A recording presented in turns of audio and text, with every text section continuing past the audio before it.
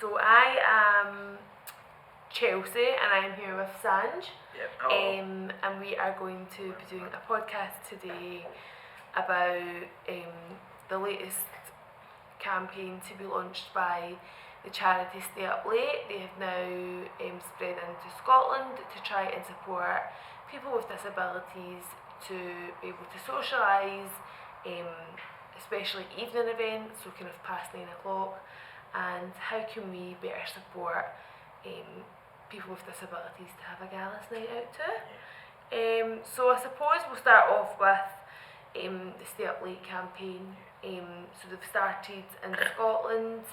They've got ambitions to roll out staff training for people who work in venues which might host gigs and things like that. And it's all about trying to make more of an inclusive environment for people with disabilities. But then even in saying that, you've obviously got the people who have physical disabilities and need support in that respect, and then people who have kind of need mental support in order to be able to socialise and be in those kind of environments. So do you want to just kind of talk a wee bit, Sanj, about your experience of accessing kind of nights out and things like that, and your involvement in trying to diversify the scene? Well, I had quite a mixed kind of night out scene, because obviously when I was like during school, I kind of missed out, like kind of 5th and 6th year when people started to go out. I didn't really get that, so like I couldn't really go out because I didn't have the kind of support there. So I did feel like in high school I did miss out on the kind of 6th year starting to go out and drinking, the usual thing that everybody else goes through. I kind of missed out on that. But then when I got to uni, first year uni, it kind of helped. I started to get more at and stuff, and just a bit more confident in myself to go out and stuff. So I went on a few night outs at uni. But then it probably started off with like going to gigs, because I went to my first gig, I think I was about 15, I went to Tea in the Park with my support carer. So that was really good. That was kind of my first experience going, like socialising like that by myself, kind of without parents or whatever. So that was a really good day. And then obviously at uni, because that's kind of when I started getting more support hours. So when I was at school I was only getting like a Saturday, but then after that when I started getting to uni it was like 30 hours a week, so I kind of had more time to do what I wanted to do, kind of do my own thing. Because obviously I can't really go out with support. So like if I want to go out a random night, I don't have support, I don't really have the option. So it's good just to have that hours and just be able to freely go out and all, really, to be honest. So obviously you spoke about getting those support hours and that's really fundamental in your ability to get out and socialise, but there seems to be a real issue with when those support hours finish. So support workers tend to work until maybe 10 o'clock at night, whereas a night out, I mean, I know as having studied and lived in Glasgow my whole life that the doors don't even open on most nightclubs until 10 o'clock. So you are, by the very situation that you find yourself in, unable to take part in those kind of socialising groups, and that's really important for especially young people to feel a part of their even their course at uni, that they can get out and kind of have that downtime with the rest of the students. And Stay Up Late have started a campaign called Gig Buddies, which is about people volunteering to help people who might need additional support to get to social events to go. How do you feel that might work or might not work, and what is your take on that? I think as a whole it's a good idea, but I think it would be more towards kind of mental health issues rather than like a disability. Because like even though like the word buddy, it's as if like you don't have like, so I'd want to go out with my friends, but then if you had somebody with you called a buddy, I think it might kind of be weird that they're kind of part of your friend circle, but you've just met them. So I think that would be weird to name like buddy. Because obviously when I go out with my assistants, like I've had them like a good few years, so they do know me and they know like my powers and stuff like that. So for me personally, it's not something I would use, Right. but I can see where some people would use it for like mental health issues and stuff. I think they would really benefit. Which I think is a really good point to make, and therefore people with physical disabilities who are trying to access nightclubs, they obviously need their support there. And there is also the issue of nightclubs being downstairs, or toilets being in other areas of the nightclub that are not accessible to disabled people. Do you feel like there's just not been that consideration for making venues inclusive to everyone, and is that something that we should really be having a conversation around diversifying the nightlife scene in Glasgow and broader? Yeah, definitely. It's not really the most accessible like Glasgow. There's hardly any nightclubs accessible. I don't think I've not even been on a night out in Glasgow before. I've been like to pubs and stuff, but never been on like a proper night out. Because I know like the Cat House, so I'm into like rock music and stuff, but I think that's not even accessible. The Garage isn't accessible. So a lot of the main ones, I can't even get into. So. Right, okay, and that's something that you obviously would be wanting to access. It's just a case of if you can. And do you know if there's been any kind of conversation with those venues to make it more accessible? I don't think there has. I think because they're listed buildings, that's kind of like an excuse, like a reason around it. Even like the Barrowlands, there's so many bands that I'm going to see there, but it's just got stairs going up to it. And they just say because it's a listed building, then I can't get in, so it's a bit annoying. And especially when we're talking about having a fully inclusive society, it's not only a shame, but it also just seems entirely unfair that there's somehow an excuse for how we can segregate a whole community of people who should absolutely be allowed to enjoy themselves past 10 o'clock at night. And you were talking a bit about gig buddies, and even the name of it is a bit off-putting. It's a bit childish. And also I think there does tend to be a bit of a focus around you can get free tickets to events if you volunteer to take someone along who needs support. But for me, I would be really concerned about the level of training that these people have to support, because it's not just about opening a door for you or asking you if you're okay. There are levels of support and varying degrees of levels of support that people need. And also, do you feel like that therefore it's a kind of like a bargaining chip, like we'll give you free tickets to this event that you might want to go to, but you have to volunteer to take someone who identifies as being disabled, and is that the kind of conversation that we should be having? For me, I don't think that's too much of an issue, because it's like if you're like an assistant, you're obviously getting paid. So I don't think it's an issue that it's maybe a good thing, because it might get more people involved. So like younger people. So say if I want to go to a gig, I want to go with someone kind of similar to my age. That likes the same kind of thing. So if you're giving them free tickets to go to the event, then at least they've got something in common, so they can talk about the gig or whatever. And you might even make a friendship out of that. You might meet people who otherwise you wouldn't have been at the gig, and you wouldn't therefore have been able to even meet a person. That's a really good kind of perspective on it. I never thought of that myself. And as well, there are obviously events held in various different locations which are kind of advertised as events for disabled people. So we are having a gig, but it's for disabled people.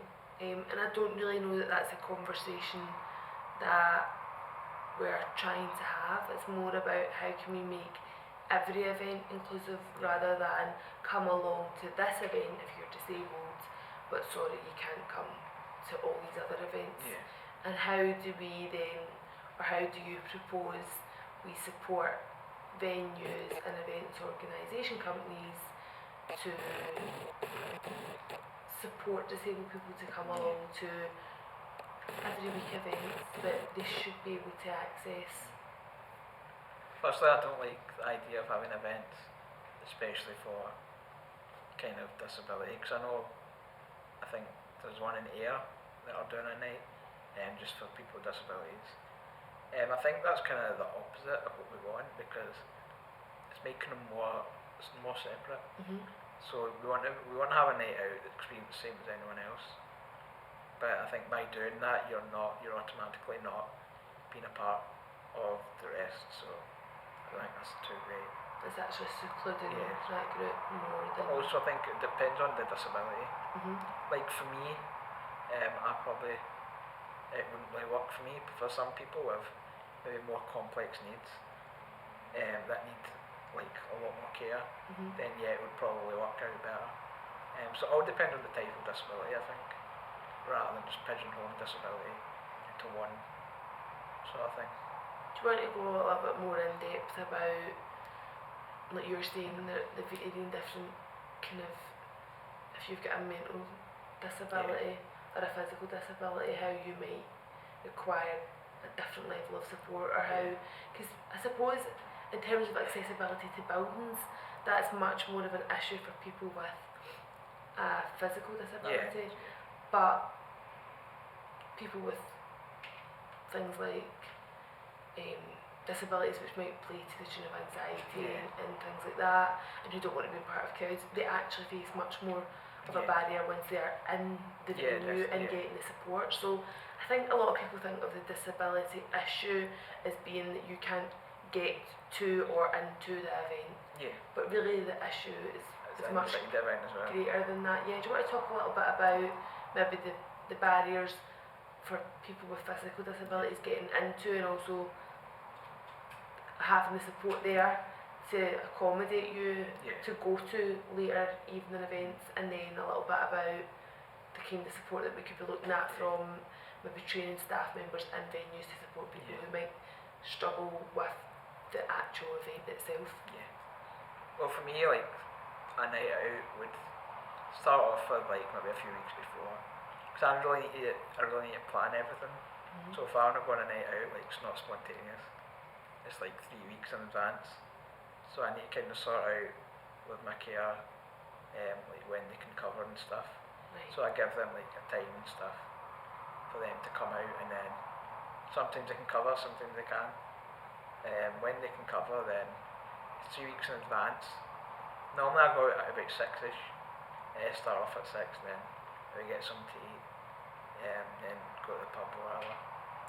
And then more often than not, it's kind of normally till like 12:1, my sport finish. So kind of normally leave at about 11:30. But then access wise, also I need a lot of help, so I need someone to drive me. So a lot of public transport isn't accessible, so I need to drive. Then obviously parking, and then obviously getting into a place that's accessible is quite an issue.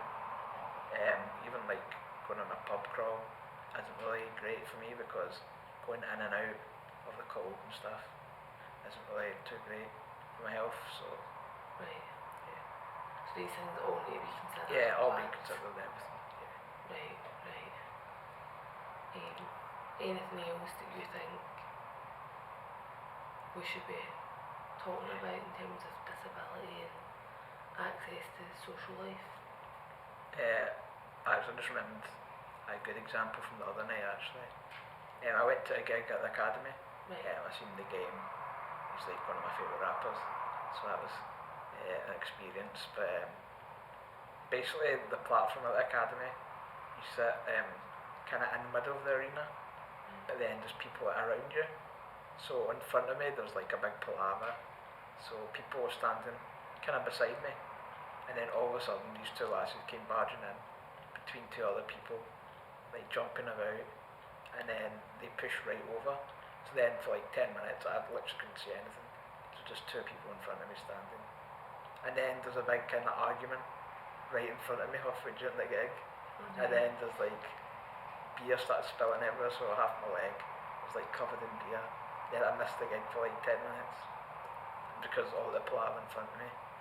Because people were barging about, so that's a good example of something that can happen on a night out. How do we make them, not just how do we make it accessible for disabled people, but how do we make sure that they're included and can take part and are kind of respected in a venue, but both by the people who work there and the people who are also there to have a good time. It wouldn't be alright with pouring beer over anyone else, so why is that? But then I suppose it's on the flip side of that, it's good to hear that places like the Academy are offering that kind of initial support and letting you get in and there are venues in Glasgow which maybe with a bit of support can be a really good venue. I suppose another aspect would be like, I suppose that can happen to anybody in the night out. So I've certainly had a few. So anybody can get pushed around and I've had a few drink spills, so maybe drinks spill over me. That's kind of inclusive in a way. So anybody else could have had that. You need the whole experience, Sandra, so that we can hold back. Exactly that. And I suppose on that as well, the Stay Up Late campaign's kind of slogan, if you like, is not special, just ordinary, right? And I suppose you want to be made to feel like you don't need this special treatment, you just want to be a part of it. You just want to be a part of it and feel included in that. Even like some of these taglines, I just don't understand like why there needs to be a tagline. Like, it's just normal, you don't need it should just be a to thing. make a big deal to make it normal. Absolutely. And I think another thing that I learned in speaking to the guys at Stay Up Late, which to be perfectly honest, as someone who has never had access issues to events or limitations on the times that they can go out and socialise, they really highlighted that not only does it impact then you feeling like I'm at home with a curfew as a grown adult who should be allowed to go out, and that you can't maybe access gigs for performers that you really like because it's got either accessibility issues or time issues, but also that then has a knock-on effect on your confidence, on your relationships, both friendships and meeting prospective partners. What are the barriers in terms of obviously getting out and meeting those people, but also do you feel like it is therefore harder for you to establish yourself in a social setting and kind of know how to approach those situations? I'd say so, because obviously when you're meeting new people, say when you're out, it's hard to, I think a lot of people don't know how to approach someone with a disability, or they don't know how to. I think a lot of people might feel that, I don't know what's going to happen, like, I don't know what disability, so I'll just leave it, I'll just not bother approaching someone. I think a lot of people just don't know how to speak to someone with a disability, to be honest. And what would you like to see kind of done to break down those barriers and open up the conversation? Would you rather people just didn't feel like they had to have a conversation with you about your disability? Because obviously you having a disability is one aspect of a whole human being. There are so many other things that they could be talking to you about. So do you feel that there's a pressure for people to understand your disability? To be honest, I think I'd prefer people to be more callous, more straight to the point, and just ask me, and not beat around the bush and not be scared to say something. Like, just say it. I'm not going to get offended. I think people think people with disabilities are easily offended. Right. But really they're not. Like, they'll just as the next person. But I suppose on a night out as well, like if you're saying you're at a gig and there are obviously performers and everyone there is there to see those performers, that is something that you have in common that could be a talking point. No one needs to approach you and say, what's your disability? Or make any conversation about your disability. And I think that's sometimes an issue as well, where people are like you're saying, I don't know what the disability is, I don't know how maybe capable he is, I'll just leave it. Whereas you're clearly capable of enjoying music, you're clearly capable of going out, having a good time, having a drink. I think a lot of people get confused between like physical disabilities, like they see me and think like I'm kind of not maybe capable phone a conversation up just because they just assume because I'm in a wheelchair when like they don't know that. Normally a lot of the time they understand if like, so see someone talks to me like I'm stupid, they can mention uni and stuff, and then slowly they're kind of like, alright, okay, and then they feel completely daft that they're tempted to talk to me like that. So a bit of, there's obviously got to be a lot of barriers broke down around inclusion of people with disabilities, but also a lot more needs to be done to recognise that you are not your disability. You are. There are so many other things going on in your life. Like it's almost like you're saying, silly to assume that because you're in a wheelchair, therefore that is all you've got to you. That you're just someone in a wheelchair. There is no conversation to be had. That's a really good point. Anything else that you think we need to go over? I suppose maybe advice for people if I think the best night out I've had was when like I went away for the weekend or went on holiday. Right. Because I've been on holiday 3 times with my pals. And I had like my assistant to go with me. Like for the full week. Right. So we've been to Barcelona, Amsterdam, Berlin, and then we've also been to Liverpool a couple of times in Newcastle. Cool. So they're probably the best nights out because I had my care like 24 hour for like 3 days, so there wasn't really that time limit. So those were the times we came at like 5 in the morning and had experience lying over there. So. And is there any other cities or countries, I suppose? I never even thought that you've obviously experienced nights out in other places. Is there anywhere doing it better, doing it different, doing it more inclusive that you think we could be learning from in Glasgow? To be fair, not really, I wouldn't say.